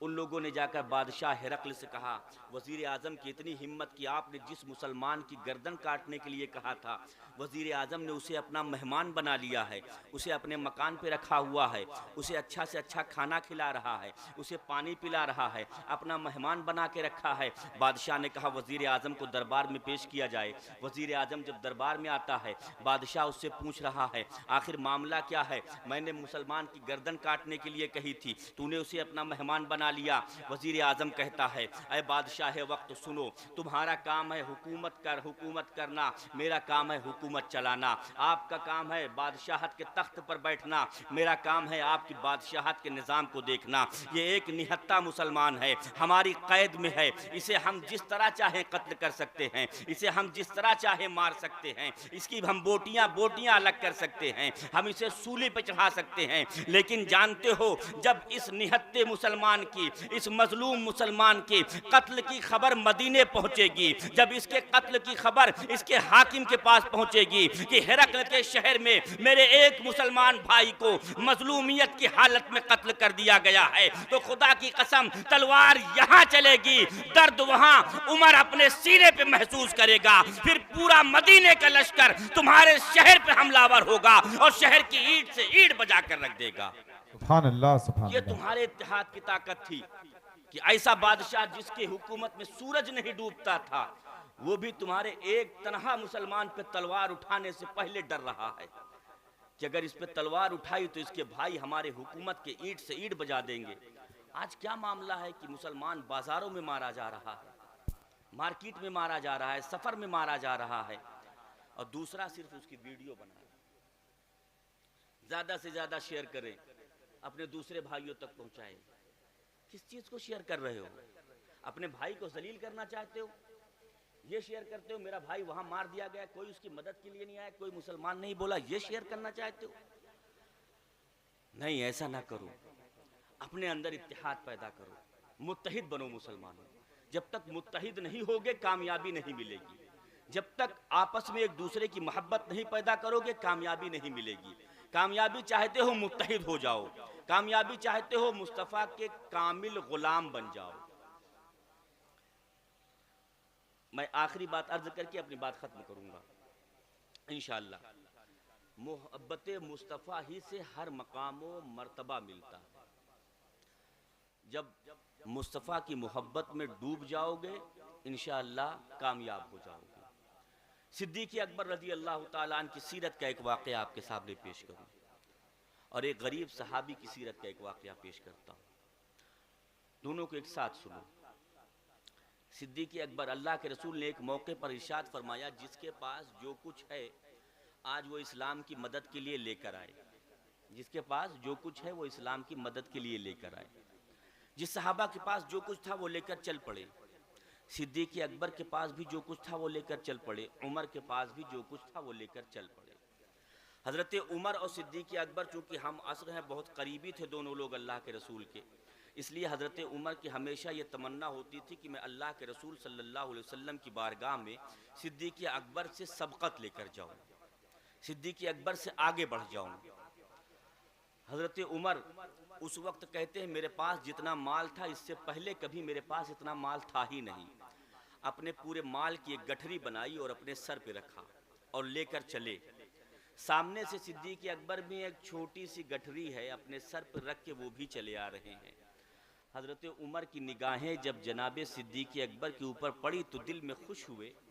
अब आज मौका है रिसालत मआब सल्लल्लाहु अलैहि वसल्लम की बारगाह में सिद्दीक़ अकबर से आगे बढ़ जाने का। सिद्दीक़ तो छोटी सी गठरी लेकर आ रहे हैं, मैं तो इतना बड़ा गट्ठर लेकर जा रहा हूँ। आज तो अल्लाह के रसूल की बारगाह में मुझे सबक़त मिल जाएगी। ये सोच कर चले। उमर जैसी आगे आए, अल्लाह के रसूल सल्लल्लाहु अलैहि वसल्लम पूछते हैं, ऐ उमर कितना माल लेकर आए हो? सवाल है, ऐ उमर कितना माल लेकर आए हो?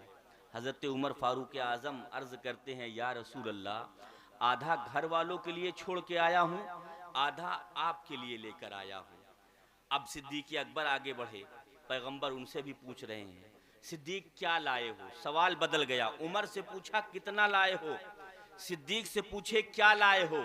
हज़रत उमर कहते हैं, जैसी मैंने सवाल का बदला हुआ रुख देखा ना, मैं समझ गया आज भी सिद्दीक़ पर सबक़त नहीं ले जा सकता। सैयदना सिद्दीक़ अकबर अर्ज़ करते हैं, या रसूल अल्लाह, जो कुछ घर में था सब लेकर आया हूँ, यहाँ तक कि जो घर में झाड़ू थी वो भी लेकर आया, जिस्म पर जो लिबास था वो भी उतार कर शामिल कर दिया है। ये टाट का कपड़ा है, टाट है जो मैंने अपने जिस्म को छिपाने के लिए पहन लिया है।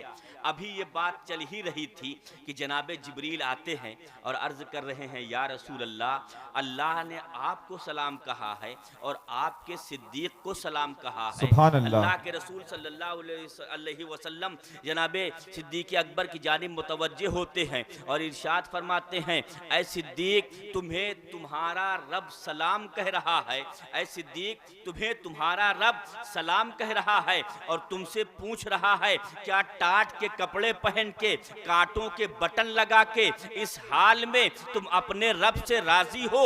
जनाबे सिद्दीक़ अकबर अर्ज करते हैं, या रसूल अल्लाह, अशकैतु लिरब्बी, क्या मैं अपने रब से शिकायत कर सकता हूँ? हाँ, मैं अपने रब से राजी हूँ, हाँ, मैं अपने रब से राजी हूँ। सिद्दीक़ अकबर ये कह रहे हैं, इधर पैगंबर जिब्रील से सवाल कर रहे हैं, जिब्रील, आज तुम्हारी ये क्या हालत है? आज तुम नूरी लिबास में नहीं हो, आज तुमने टाट का लिबास पहना है, आज तुमने कांटा लगाया है। जनाबे जिब्रील कहते हैं, या रसूल अल्लाह, ये लिबास मेरा ही नहीं है, आज तमाम फरिश्तों का लिबास यही है। अल्लाह ने आपके सिद्दीक़ की मोहब्बत में तमाम फरिश्तों को सिद्दीक़ की सुन्नत अदा कराते हुए आज टाट के लिबास पहना दिया है। अल्लाह सुभान अल्लाह। मालूम ये हुआ, जो जितना मुस्तफ़ा की मोहब्बत में बढ़ता गया वो उतना कामयाब होता गया। उधर एक गरीब सहाबी हैं, आखिरी बात सुनो, हदीस पाक है, एक गरीब सहाबी हैं, उनके दिल में तमन्ना पैदा हुई, या अल्लाह अब क्या करें। बस मैं अपनी बात खत्म करता हूँ, आखिरी हदीस पाक। वो अर्ज कर दिल में सोचते, या अल्लाह पैगंबर ने बुलाया है, कुछ लेकर आओ, आज तो कुछ मेरे पास नहीं है, घर में 3 दिन से फाका है, लाएं क्या लाएं। इधर दिल में ख्याल पैदा हुआ, उधर निकले, एक यहूदी के पास गए। जाने के बाद कहते हैं, ऐ यहूदी ये बता, अगर मैं तेरे बाग के एक एक दरख्त को सींच दूं, पानी पहुंचा दूं, तो मुझे कितनी उजरत देगा। उसने कहा 1 सा खजूर दूंगा। वो ये ज़माना नहीं था कि बटन दबाया टिब्बिल चालू हो गई पानी भर गया, नल चलाया पानी भर गया। वो ज़माना था जब 400-500 फीट के नीचे से डोल से खींच के पानी निकाला जाता था। गरीब सहाबी रसूल हैं, रात भर पानी भरते रहे और एक एक दरख्त को पानी पहुंचाया। और जब पानी पहुंचाने के बाद उसने कहा कि मैंने तेरे एक एक दरख्त को पानी पहुंचा दिया, अब मेरी उजरत दे दे। उसने 1 सा खजूर दिया, सहाबी रसूल के दामन में दिया।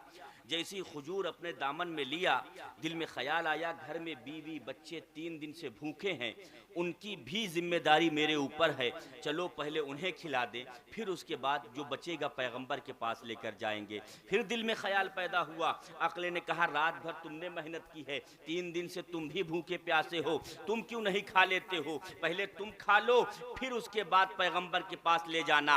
अक्ल और इश्क के अंदर जंग चालू थी, लेकिन इश्क और अक्ल में जब जंग होती है तो इश्क को हमेशा कामयाबी मिलती है। सहाबी रसूल हैं, कह रहे हैं, ऐ अक्ल यार मुझे धोखा देने की कोशिश ना कर, घर वालों के लिए फिर कमा लेंगे, अपने पेट के लिए फिर कमा लेंगे। आज पैगंबर ने बुलाया है, पहले पैगंबर की बारगाह में जाएंगे, आज जो कुछ है पैगंबर के लिए लेकर जाऊंगा। फिर नबी पाक के पास पहुंचे हैं और अर्ज करते हैं, या रसूल अल्लाह, ये मेरे रात भर की कमाई है जो इस्लाम की खिदमत के लिए पेश है। पैगंबर अलैहिस्सलातु व तस्लीम है, उस खजूर को लेते हैं और जितने मालो असबाब जमा थे सबके ऊपर बिखेर देते हैं और इरशाद फरमाते हैं, मुबारक हो मेरे सहाबी, अल्लाह के नजदीक तेरी ये खिदमत इन तमाम माल से ज्यादा मकबूल है। नारे तकबीर, अल्लाहु अकबर, नारे रिसालत, अल्लाह, जश्न ईद मिलादुन नबी, जिंदाबाद, अज़मते सहाबा, सुभान अल्लाह, सुभान। अज़ीज़ान मिल्लत इस्लामिया, मालूम ये हुआ कि मुस्तफ़ा की मोहब्बत सबसे पहले है। मोहम्मद की मोहब्बत दीन हक की शर्त अव्वल है, अगर हो इसी में खामी तो सब कुछ नामुकम्मल है। सुभान अल्लाह। मुसलमानों, सुन्नत रसूल पर चलने की कोशिश करो, बाहम इत्तेहाद पैदा करो, इखलाक पैदा करो, नमाज कायम करो, नमाज की पाबंदी करो। इंशाअल्लाह ताला अगर हम इस पर आए तो अल्लाह रब्बुल इज़्ज़त हमें इज़्ज़त देगा, हमें रुसवाइयों से बचाएगा और इसी में कामयाबी है। जो कुछ बयान में गलती हुई, अस्तग़फिरुल्लाह रब्बी मिन कुल्लि ज़ंबि व अतूबु इलैह। अस्सलामु अलैकुम। हज़रात गिरामी कद्र, आप हजरात थोड़ी देर और तशरीफ़ रखें और हज़रत को भी हज़रत की बारगाह में, हज़रत की खिदमत में कुछ तोहफ़ा पेश किया जा रहा है। मैं आवाज़ दूंगा। आशिकाने रसूल हिंद कमेटी के सदर जनाब शफीक खान अशरफी साहब को कि वो तशरीफ़ लाएं और अपने हाथों से हज़रत की बारगाह में तोहफ़ा पेश करें और हज़रत से दुआएं लें। नाराए तकबीर, नाराए रसालत, नाराए रिसालत, जश्न ईद मिलादुन नबी, जश्न ईद मिलादुन नबी, जिंदाबाद, आशिकाने रसूल हिंद कमेटी, जिंदाबाद। सुभान अल्लाह, सुभान अल्लाह। हजरात और एक ऐलान समात फरमाए कि हज़रत मखदूम सानी खानवादा अशरफिया से ताल्लुक़ रखते हैं और बड़ी बुज़ुर्ग हस्ती है, और मैं आप हजरात की बारगाह में भी ये अदब के साथ अर्ज़ करूँगा कि जो हजरात हज़रत से बैत होना चाहें, हज़रत से मुरीद होना चाहें, खानवादा अशरफिया से जुड़ना चाहें, वो हज़रत से मुरीद हो सकते हैं, हज़रत से फैज़याब हो सकते हैं। अगर कोई शख्स मुरीद होना चाहे वो अभी यहाँ पे या फिर जी आज से तकरीबन 24-25 साल पहले हज़रत के वालिदे गिरामी हज़रत अशाह सूफी अब्दुल वदूद साहब किबला की आमद हुई थी और उनसे बहुत सारे लोग यहाँ पे मुरीद हुए थे और आज भी उनके मुरीद हैं। तो मैं ये चाहूँगा अगर कोई हजरात मुरीद होना चाहे तो वो हजरत से मुरीद हो सकते हैं। आप हजरात यहाँ अगर हो तो यहाँ हो, या फिर अगर हुजरे में जाकर के मुरीद होना चाहें तो हुजरे में भी हो सकते हैं। ठीक है, आप हजरात सलातो सलाम पढ़ने खड़े हो।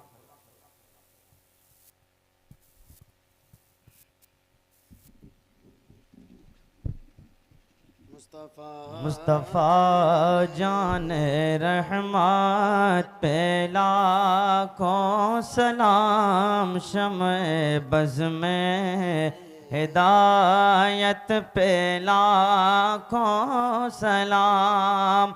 हम गरीबों के आका पे बेहद दुरूद, हम गरीबों के आका पे बेहद दुरूद, हम फ़कीरों की सरवात पे लाखों सलाम। मुस्तफ़ा जान रहमत पे लाखों सलाम। जिस सुहाने घड़े चमकते बा का चांद, जे सुहाने घड़े चमका तैबा का चांद, उस दिल अफरोज़े साथ पे लाखों सलाम। मुस्तफ़ा जान रहमत पे लाखों सलाम। काश महशर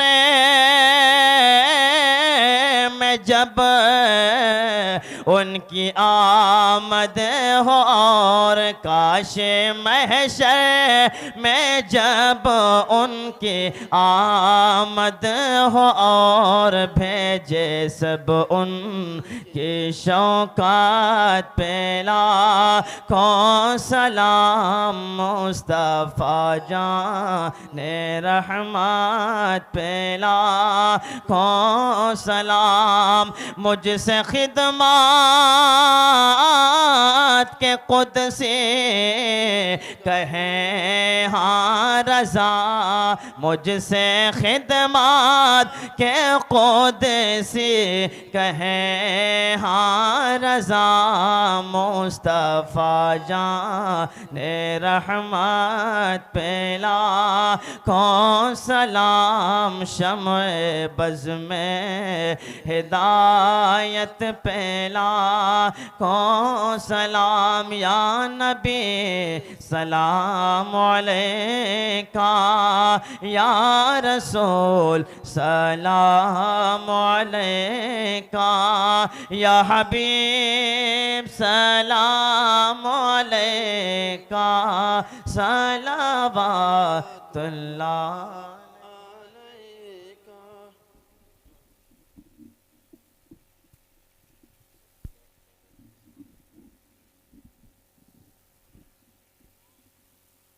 अस्सलातु वस्सलामु अलैका या रसूलल्लाह, अस्सलातु वस्सलामु अलैका या नबील्लाह, अस्सलातु वस्सलामु अलैका या ज़ीनत अर्शिल्लाह व अला आलिका व अस्हाबिका अजमईन। बैठ।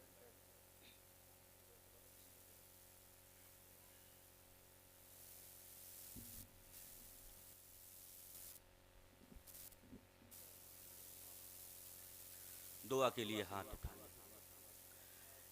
इलाहुल आलमीन पाक परवरदिगार आलम मौला ताला, हम सब ने यहाँ जमा होकर तेरे नेक बंदों का, तेरे नेक सबसे बरगज़ीदा महबूब रब्बुल आलमीन जनाब अहमद मुस्तफ़ा मोहम्मद मुस्तफ़ा सल्लल्लाहु ताला अलैहि वसल्लम का और सहाबा इकराम का, अंबिया एज़ाम का, तेरे नेक बंदों का मौला ज़िक्र जमील किया। मौला ताला इसे कबूल फरमा और अपने प्यारे हबीब सल्लल्लाहु अलैहि वसल्लम के बज़्मे में मुस्तफ़ा में हाज़री के सदक़े में हम सब की जायज़ तमन्नाओं को पूरी फरमा दे। मौला ये मुक़द्दस महीना है, रहमतुल लिल आलमीन की आमद का महीना है। मौला उस रहमतुल लिल आलमीन के सदक़े में हम सब पर अपनी रहमत फरमा दे। मौला इस आबादी पर, यहाँ के रहने वालों पर मौला अपना फजल फरमा दे, रहम फरमा दे। नबी पाक सल्लल्लाहु अलैहि वसल्लम के आल के सदक़े में मौला ताला यहाँ के तमाम मुसलमानों पर और जहाँ भी रूए ज़मीन पर कलमा पढ़ने वाले मुसलमान मौजूद हैं, मौला उन सब के इज़्ज़त व आबरू की, जान माल की हिफाजत फरमा। मौला इस आबादी पर तेरे हबीब का ज़िक्र खैर किया गया, मौला तेरे नबी के नाम का जश्न मनाया गया, तेरे नबी की आमद का जश्न मनाया गया। अपने हबीब की आमद के सदक़े में यहाँ के लोगों को मौला सब की मग़फ़िरत फरमा दे, हम सब की मग़फ़िरत फरमा दे, सब की जायज़ तमन्नाओं को पूरी फरमा दे। सबके दिलों में जितने भी मर्द, औरत, बूढ़े, बच्चे यहाँ पर अपने दिलों में जो भी जायज़ तमन्नाएं लेकर हाजिर हुए हैं, मौला सब की जायज़ तमन्नाओं को पूरी फरमा दे। इलाहुल आलमीन, जो शख्स, जो लोग कारोबार से परेशान हैं, उनके कारोबार को कुशादा फरमा दे। या अल्लाह, जो रिस्क की तंगी से परेशान हैं, उनके रिस्क में कुशादगी फरमा दे। मौला ताला, जो बे औलाद हैं, उन्हें साहिब औलाद बना दे। या अल्लाह, जो साहिब औलाद हैं, उनके बच्चों को माँ बाप का फरमा बरदार बना दे। या अल्लाह, जिन हमारी बहनों के रिश्तों का इंतज़ाम नहीं हो रहा है, मौला अलगैब से उनके रिश्तों का इंतज़ाम फरमा दे। या अल्लाह, अलगैब से उनके रिश्तों का इंतज़ाम फरमा दे। या अल्लाह, जिन लोगों की जो भी परेशानी है इस माह मुबारक के सदक़े में, जिसके सदक़े में तूने सारी कायनात को रहमत के पर्दे में ढापा, मौला इस माह मुक़द्दस के सदक़े में हम सब पर भी अपना फजल फरमा दे, रहम फरमा दे। मौला, हमारे कदम जब भी गुनाहों की जानिब उठें तो उन्हें बोझल बना दे, जब भी नेकियों की जानिब बढ़ें तो उन्हें हल्का फुल्का बना दे। या अल्लाह, हमें हमारे सजदों की लज्जत अता फरमा दे। या अल्लाह, हमें कुरान पढ़ने की तौफीक अता फरमा दे। या अल्लाह, हमारी बहनों को पर्दा करने की तौफीक अता फरमा दे। या अल्लाह, उन्हें सच्ची पक्की खादमे सैयदा फ़ातिमा बना दे। मौला ताला, हम सबको सीरत रसूलुल्लाह पर चलने की तौफीक अता फरमा। या अल्लाह, नौजवान आशिकाने रसूल कमेटी से जितने भी लोग वाबस्ता हैं और जितने लोग इसमें मिल के काम कर रहे हैं और जितने लोग यहाँ पर हाजिर आए हैं, मौला सब पर अपना फजल फरमा दे, रहम फरमा दे। या अल्लाह, इन सब को तौफीक अता फरमा, तेरे हबीब की इसी तरह महफिल सजाते रहें। या अल्लाह, इनकी आने वाली नस्लें भी तेरे हबीब की महफिल सजाती रहें, इसी तरह से नबी पाक सल्लल्लाहु अलैहि वसल्लम का जिक्र करते रहें। आशिकाने रसूल कमेटी पर मौला ताला फजल फरमा दे, रहम फरमा दे और इन्हें दीन मतीन की और इनसे खिदमत ले ले और इनसे दीन की खिदमत ले ले। अल फातिहा अला रूहिन नबी सल्लल्लाहु अलैहि वसल्लम।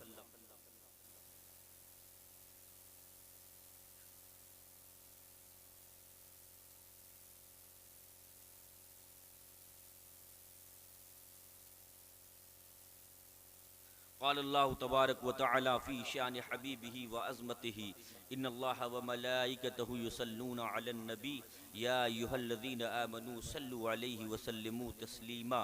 अल्लाहुम्मा सल्लि अला सय्यदना शफ़ीअना हबीबना तबीबना मौलाना मुहम्मदिन बारिक व सल्लिम। सल्लु अलैहि सलातन व सलामन अलैका या रसूलल्लाह। सुब्हाना रब्बिका रब्बिल इज़्ज़ति अम्मा यसिफून व सलामुन अलल मुरसलीन वल्हम्दुलिल्लाहि रब्बिल आलमीन। बहक़्क़ि ला इलाहा इल्लल्लाह।